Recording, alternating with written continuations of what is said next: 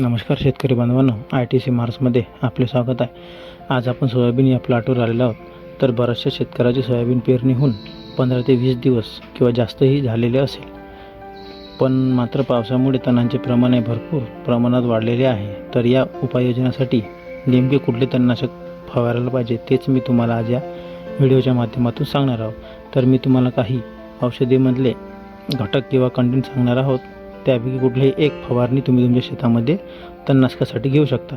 तर त्यासाठी पहिली आहे फ्लुझिफॉप P butyl 13.4% EC 400 gram 400 milli प्रति एकर. त्याच्यानंतर दुसरा इमेजिथ हायपर 35% प्लस इमॅजिमॉक्स 35% WG 40 ग्रॅम प्रति एकर, किंवा क्विझॉल्फॉप इथाईल 5% EC 500 ml प्रति एकर.